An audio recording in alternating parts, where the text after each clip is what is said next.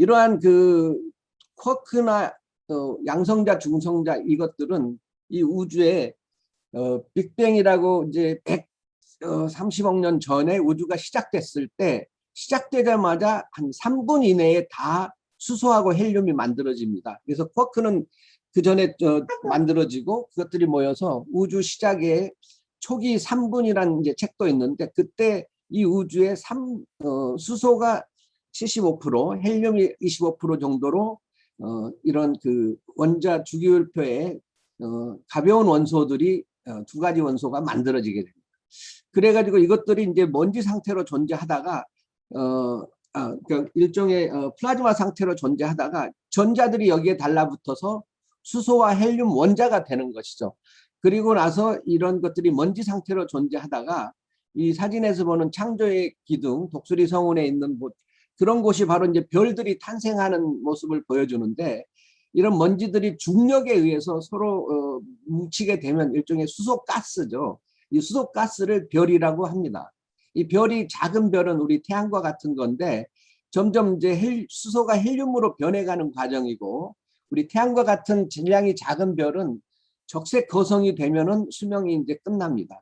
그렇게 되면 이제 폭발을 하게 되고 내부는 백색 외성이 되고 헬륨 상태에서 끝나게 되는데 우주에 있는 수십억 개의 별은 태양보다 질량이 다 큽니다. 거의 대부분.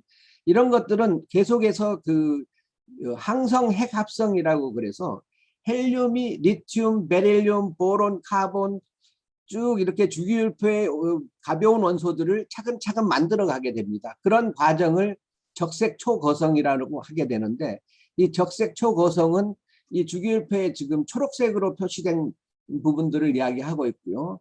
이게 얼추 이 철이라든가 이런 26번이 철인데 철까지를 만들면서 그 상태가 끝나고 이게 폭발을 합니다.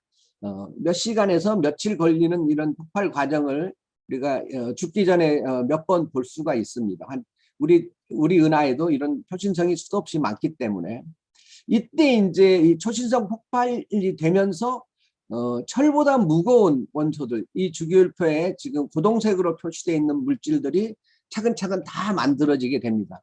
그래서 우라늄이라든가 플루토늄까지 만들어지게 되고 이것들이 폭발되면서 만들어지면서 우주 공간으로 퍼져나가서 다른 어떤 중력의 중심에 끌리게 되면은 이제 거기에 뭉치게 돼서 다시 제2세대 별들을 만들게 됩니다. 우리 태양계는 그런 것이고 우리 지구에 많은 우라늄이라든가 철이라든가 금, 은이 있는 이유는 우리 은하에서 초신성 폭발이 약 50억 년 전에 몇 번 있었고 그 찌꺼기들이 모여가지고 우리 지구의 많은 원소들을 이제 만들어 낸 것입니다. 그래서 이렇게 돼 있고요. 그래서 이 우주의 역사는 이런 빅뱅에서부터 우주가 팽창하면서 그 연도별로 어떤 것들이 만들어지고 이 네 가지 원리 힘이 어떻게 작동했는지를 이제 이 포에서 보여주게 됩니다. 이건 넘어가고요. 그래서 우리가 살고 있는 이 우주는 우리 지구는 또 우주는 이런 입자들로 가득 차 있고 이런 입자들은 대부분 방사선이기 때문에 태양 혹은 그런 큰 별들은 그 안에 수소나 헬륨의 원자핵과 전자들이 서로 떨어져 가지고 온도가 높다 보니까 그 일종의 알파 입자, 양성자, 베타, 전자, 감마 순전히 방사선의 덩어리라고 볼 수가 있고요. 이게 그래서 이 우주는 90% 이상 방사선으로 다 돼 있다 이렇게 보시면 됩니다. 그래서 우리 인간이 지상에서 살고 있는 건 굉장히 그 지구에 어떻게 해서 생명체가 탄생하고 이렇게 안전하게 살고 있는가가 상당히 그 신비한 일인데요. 그렇지만 우리 지구 표면도 방사선이 되게 많습니다. 여러분 몸에 되게 한 70kg이라고 하면은 여러분 몸이 1초에 받는 전리 방사선, 비전리 빼고 전리 방사선은 초당 거의 10만 개 정도입니다. 여러분이 내고 있는 것도 초당 10,000개 이상의 방사선을 내고 있고 여러분이 외부로부터 또 내부로부터 받는 게 초당 10만 개예요. 이 똑딱 하는 중간에 10만 개를 받습니다. 이걸 갖다가 미리시버트 단위로 환산을 해보면 에너지로 환산하면 2.4 미리시버트가 전 세계 평균입니다. 우리 한국은 화강암이 많아서 약 3.1이 되고요. 요즘에는 이걸 4.0으로 보기도 합니다. 일본은 한국보다는 좀 안정적인 오래된 지층이어서 1.5 정도 됩니다. 대부분 50%는 우리가 라돈가스로 흡입합니다. 이 라돈가스를 전에 라돈 침대 문제도 있었지만 우리가 받는 방사선의 50%는 라돈가스다라는 게 놀라운 일이죠. 이게 주로 폐를 공격을 하게 됩니다. 폐에 알파선을 갖다가 방출하게 되고요. 그리고 나머지 50%를 우리가 먹는 피자처럼 세 조각을 내면은 대략 3분의 1 정도가 이 우주에서 날아오는 방사선입니다. 이 옆에 그림을 보시면 작은 그림입니다만 우리 은하가 있고 은하 안에 태양계가 있는데 이 은하에 많은 별들이 폭발을 하고 초신성 폭발 같은 걸 하면서 방사선이 우리 태양계로 오고 태양 자기장을 뚫고 지구 자기장도 뚫고 지구 대기층에 충돌을 합니다.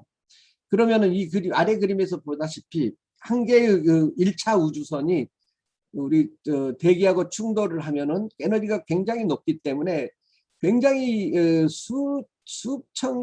수만 개의 작은 감마선이나 중성자 같은 방사선을 내서 한 개의 1차 우주선이 한 마을을 한 도시에 이렇게 일순간에 퍼붓습니다. 그래서 제가 대전에 사는데 대전에 2개 초등학교에서 이걸 측정을 하면은 미원 측정을 2군데서 하면은 동시에 꼭꼭 측정이 됩니다. 여러 군데가 동시에. 그게 이런 이벤트들이 생기는데 이게 이벤트들이 하루에 몇백 개가 생깁니다. 그래서 우리가 가만히 있어서 눈에 안 보이지만 우주에서 일종의 샤워가 방사선 샤워가 쏟아지는데 하루에 몇십 번 이렇게 쏟아집니다. 거기서부터 우리가 받는 양이 0.4mSv 정도 됩니다. 약 16%. 그래서 이건 우주에서 날라오기 때문에 지구의 대기가 막아줘서 이 정도지 만일 지구의 대기가 없다면 이것보다 대략 300배 내지 뭐 1000배 이상 많은 양이 쏟아지기 때문에 우리 인간이나 동물은 살 수가 없습니다. 두 번째는 이제 우리 땅에서 지구 속에서 오는 것들인데 이 지구 자체 주로 실리콘이나 철로 돼 있지만 여기에 많은 우라늄과 토리움이라는 게 있습니다. 그리고 K4가 그래서 그중에 우라늄과 토리움이라는 게 굉장히 긴 반감기 물질인데 이것들이 이제 라돈으로 변하면서 직접 또 감마선을 내기도 합니다. 그래서 땅이라든가 산이라든가 또 건물 안에 있더라도 콘크리트라든가 벽돌 이런 데서 그냥 오는 것입니다. 그래서 여러분이 1kg의 어떤 화강암을 이렇게 딱 들어보면 그 화강암이 초당 내는 게 1000에서 한 2000개의 감마선을 내고 있어요. 어떤 돌도 다 내고 있습니다. 그렇기 때문에 우리가 피해 갈 수가 없는 거죠.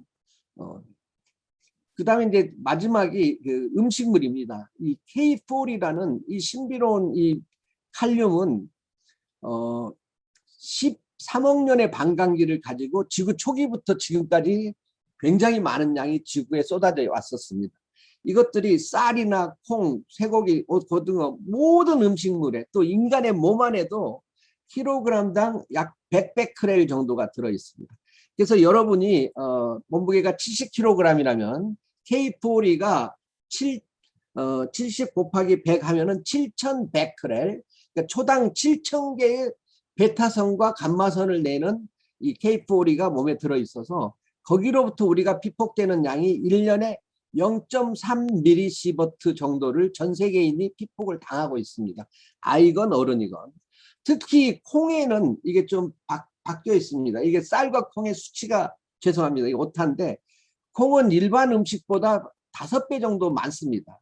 그래서 커피를 마시거나 바나나도 마찬가지고 칼륨을 많이 가지고 있는 음식물은 특히 우리 한국인이 이제 메주도 좋아하고 된장국도 좋아하는데 굉장히 많은 상대적으로 5배 정도 많은 방사능을 갖고 있다고 보시면 됩니다. 그렇지만 그게 위험하냐? 전혀 위험하지 않습니다. 그 정도는 우리 지구에 사는 모든 생명체에게 위해를 주지는 못합니다.